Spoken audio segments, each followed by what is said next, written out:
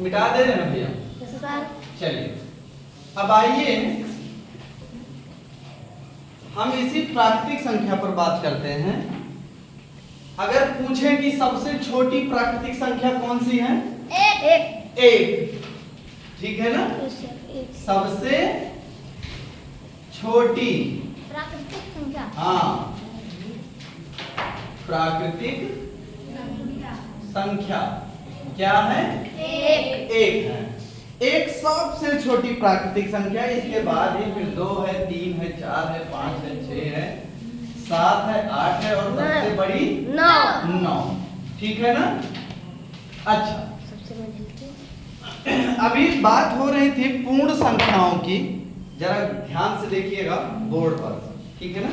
बाहर मत देखो, फिर कह रहे हैं बाहर मत देखो बेटा।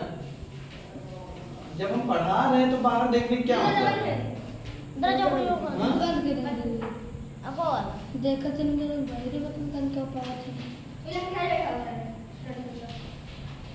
चलिए अब यहाँ अभी बात हो रही थी पूर्ण संख्याओं की कि पूर्ण संख्याएं मतलब पूरी संख्या, साबुत कोई चीज हो।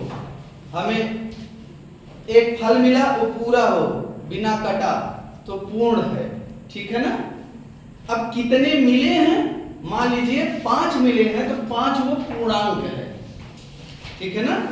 5 साबुत फल मिले हैं, ये पूर्ण एक फल हमारा पूर्ण है, दूसरा वाला भी पूर्ण है, तीसरा वाला भी पूर्ण है, चौथा वाला भी पूर्ण है और पांचवा वाला भी पूर्ण है।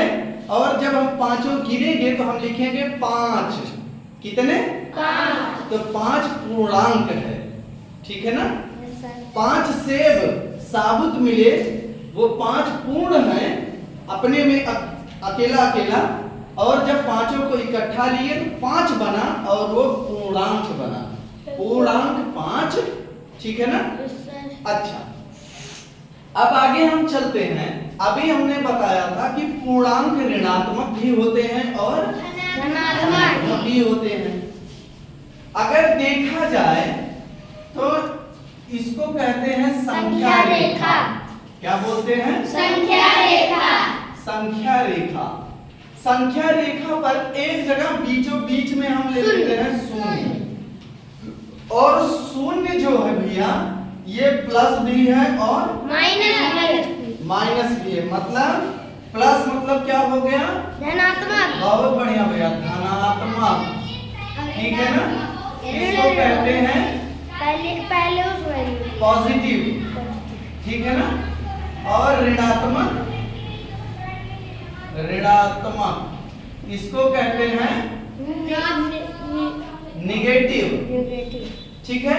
इसको शॉर्ट में कैसे लिखा जाता है? ऐसे लिख देंगे पॉजिटिव, ये पॉजिटिव कहा जाएगा, और ऐसे लिखेंगे तो निगेटिव।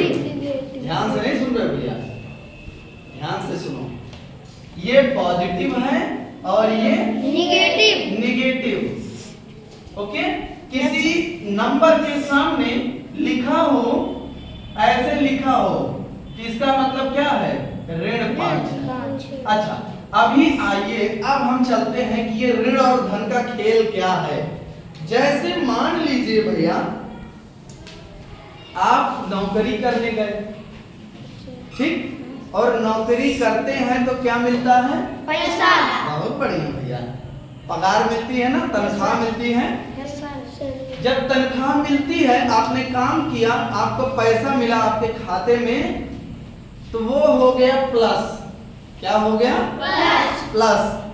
लेकिन मान लीजिए आप कुछ दिन काम नहीं किए, कुछ दिन काम किए ही नहीं, महीना 2 महीना 4 महीना, तो जो आपका प्लस था खाते में, जो बैंक में था, वो तो खर्च हो ही गया, और पैसे की जरूरत पड़ेगी तो आप क्या करेंगे? फिर से जाएंगे काम करने। अरे भाई अभी आप बीमार हैं, काम नहीं कर सकते हैं, तो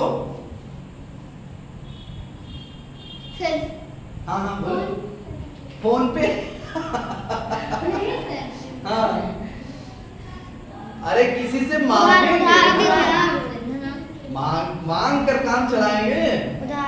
आप लोग तो समझ उधार लेंगे ना, यस सर। तो जो उधार ले रहे हैं वो ऋण है, ठीक है ना।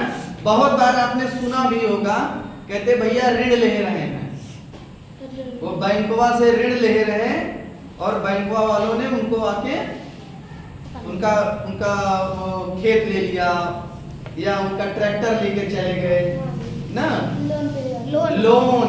तो लोन का मतलब ऋण होता है, ठीक। और ऋण का मतलब क्या, उधार लेना, किसी से हम लेकर काम चला रहे हैं। कहने का मतलब वो हमारा नहीं है, दूसरे का है, हमको उसे देना है, वापस करना है, वो होता है ऋण, ठीक है।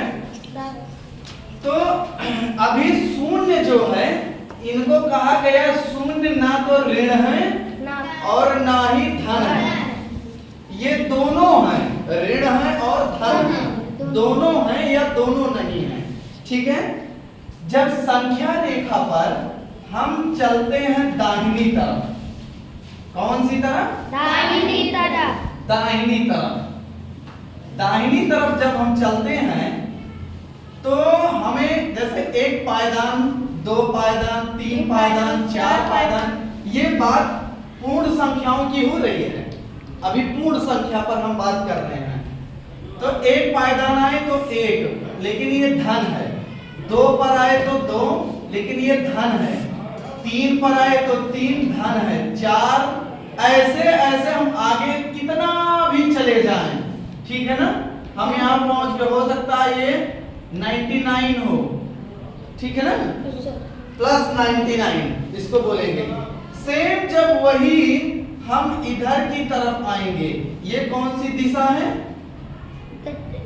दाहिनी, बाईं दिशा, ये दाईं दिशा हो गया और ये बाईं दिशा। बाएं तरफ जब हम आएंगे, अरे आपका हाथ यही तो है ना, इधर जाएंगे दाहिना, इधर आएंगे तो बाइना, बाया। तो एक पायदान हम आए तो ये एक आएगा, लेकिन ये ऋण आया। कौन सा आया, ऋण। अभी हम एक पायदान, कहने का मतलब किसी से हम कहे भैया 1 रुपया उधार दे दीजिए, कितना, 1 रुपया, 1 रुपया उधार दीजिए प्लीज। तो 1 रुपया उसने उधार दे दिया, तो ऋण तो ऋण है भैया, चाहे 1 हो, चाहे 2 हो, चाहे 3 हो, या ऐसे हम पहुंच जाएं -50 हो, या और आगे हम जाना चाहें, हो सकता है -100 हो, ठीक है ना। जैसे जैसे हम इधर की तरफ जाएंगे ये माइनस बढ़ता जाएगा। लेकिन अब समझिए, ये अभी -1 था और मान लीजिए ये -3 है या ये -50 है, इसमें से बड़ा कौन है, -3। हाँ, जो इधर की तरफ रहेगा, शून्य की तरफ, या जो दाहिनी तरफ रहेगा वो बड़ा रहेगा। जैसे हम कहें कि -1 और -3 में कौन बड़ा है, तो -1 बड़ा है, ठीक है। हम कहें कि -2 और -3 में कौन बड़ा है, -2 बड़ा है, क्योंकि अभी उधारी उतना ज्यादा नहीं हुई है ना। अभी हमने 2 रुपया उधार लिया है, और जब हम 3 रुपया उधार ले लेंगे तो हमको 3 रुपया वापस करना पड़ेगा, समझिए ना।